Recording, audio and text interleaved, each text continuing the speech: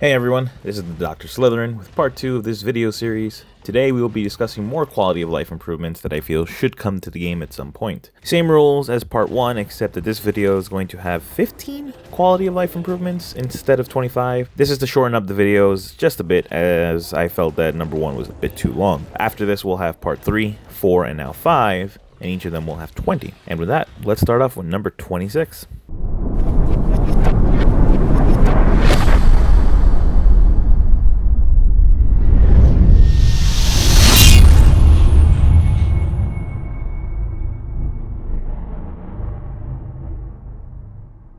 With number 26, fertilized eggs should not expire as quickly as they do. Currently, if you leave them out without proper ACs or fires, they tend to die pretty quickly. Some eggs will just take minutes before they die. Their current health is actually pretty low. And it would just be nice to see them last just a little bit longer so that our hard work doesn't go to waste. Especially because of the fact that there's usually a timer in between how many eggs you can produce. And to keep on with the topics of fertilized eggs, we're going to go on with number 27, where I feel the game needs to remove the ability for players to actually eat fertilized eggs. This actually will also go with eating kibble.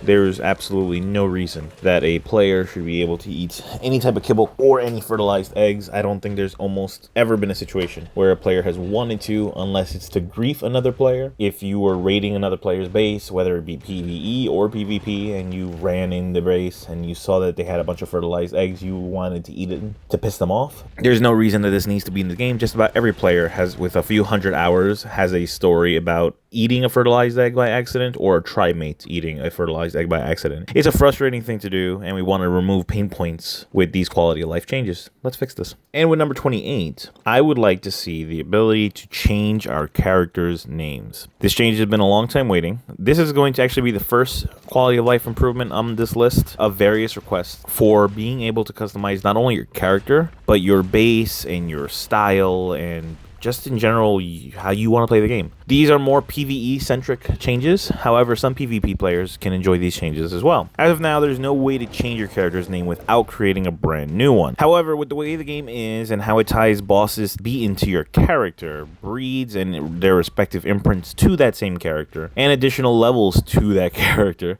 we should at least have the option to change the name at least once per life. I ran around with a character called Terrence, who I didn't really name that for any specific reason other than that was the first name that came to my mind. I don't even know a Terrence. I've never met one in my real life. I would have loved to have changed that name up until I lost that character due to an in-game glitch.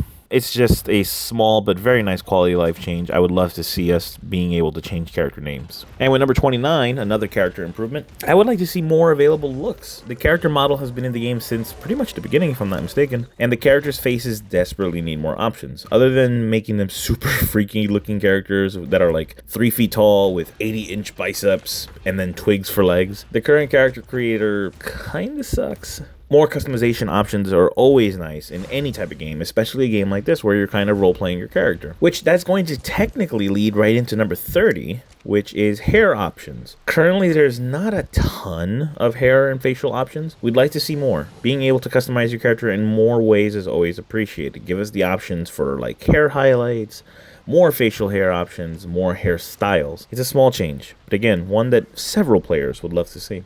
And with number 31, new furniture and decorations. While the holiday furniture, such as the jack-o'-lanterns and the scarecrows, are nice and all, most of them usually expire after the event is over. And even if they don't, you can't collect them anymore after those respective events are over. But that's really the only new furniture we've gotten recently. Some tech chairs and tech tables, some string lights, some drapes, bean bags, cauldrons, bonfires. Those would all be welcome additions to the game, especially for PvE players who tend to play the game more so for the customization of their bases. Now, I know some of these items are available as furniture options in Prim Plus, but let's bring some of these options, especially the more balanced ones. Like, I would love to see brick become a new type of structure item in the game. Let's bring some of the ones that are more balanced to PvE servers at the minimum. And with number 32, we're going to go with more crops to plant. We would love to see items such as mushrooms, rare flowers, all the other mushrooms that you can get on Aberration, cactuses, etc. be able to be planted into our current crop lots. Even purely decorative items such as flowers would be a great quality of life change for us PvE players. Mostly, PvP players might also have a benefit for this as well. It would be a nice quality of life change for us to have that adds more customization options. And with number 33, an extra slot for equipment items. Right now there are currently 6, with the newest one being the one for the chibi. I would like to see an additional one. An item such as a cape, a necklace, a bracelet, a ring, or my personal favorite, a gun holster. I love the idea of a gun holster, especially so that we can use flare gun. This would especially help newer players as they learn the map, and it's something that's useful for both PvE and PvP. Trimates would easily be able to find their lost trimates, and players would have no excuse to not carry a flare gun. Other items that could fill these slots could provide perks such as modifiers for speed, stamina, strength, etc. Other than functionality, and you'll notice a theme with this list in particular, is customization options are always welcome in this game. Number 34, we're going to go with more uses for the Apex Predator items. Items such as like the woolly rhino horns, Argentavis talons, the sauropods, megalodon teeth, gigahearts, etc. They tend to stack up pretty quickly, and usually they weigh a little bit. A way to burn through these items and give us an extra reason to collect them would be able to make items out of them. I would personally love a megalodon tooth or a dragon tooth necklace, a cape made out of Sarco skin, or how about some new potions and soups with these items as an ingredient?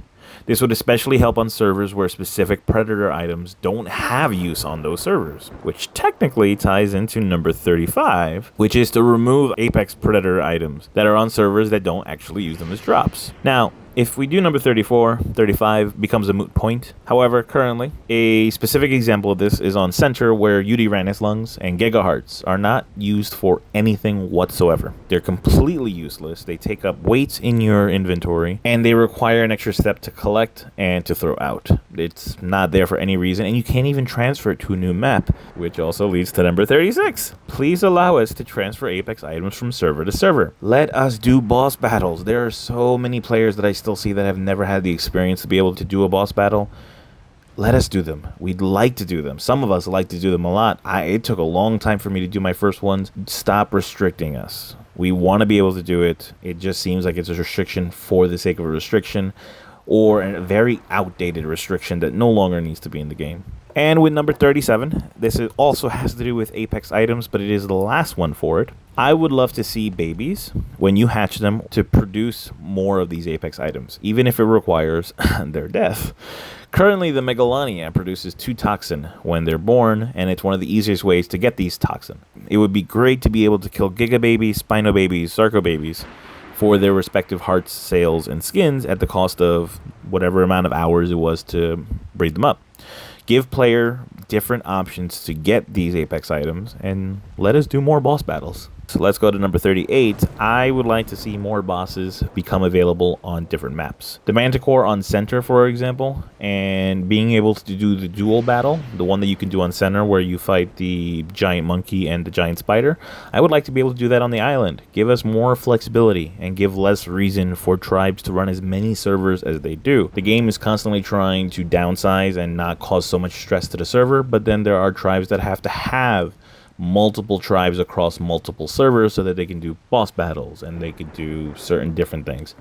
Give us less reason to have to do that. And with that, we got 2 last ones. Then with number 39, I would like to see the pacifier icon for dinos that are already at 100% imprint to go away. Currently, when the dino you've imprinted to 100%, that pacifier icon telling you, hey, this needs imprint, does not go away. When you become a big breeder and you breed more than 10, 20 dinos at a time, it becomes frustrating to see a ton of pacifiers and yet only have 1 or 2 that actually need an imprint. At 100%, this icon just needs to be removed entirely. And for our number 40 spot, this goes to making shields smaller when you're in first-person view. They currently take up about a quarter, if not more, of your screen when in first-person view. It's personally the reason I never actually use a shield, and I'm not the only player to think this. Make it smaller, or when in first-person view, completely remove it from sight entirely. More players would use the shield if this was the case. And with that, guys, we've completed part 2 of this video series. What is your most requested quality of life change that you'd want to come to the game? Comment down below and you may see yours in the next video. Part 3 should be out sometime next week.